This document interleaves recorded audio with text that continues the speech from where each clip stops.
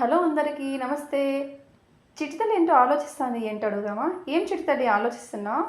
మధ్యాహ్నం మా మమ్మీ ఏం చేస్తుందా అని ఆలోచిస్తున్నా మమ్మీ. సరే నువ్వు చెప్పు, ఏం చేసి పెట్టాలో?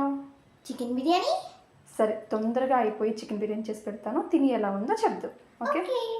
మా చిటితల్లి బిర్యానీ అడిగింది, నేను వెంట వెంటనే చేసిన. తను తిని ఎలా ఉందో చెప్తుందో చూద్దాం. నిజం. బిర్యానీ రెడీ. వావ్! మ్మ్.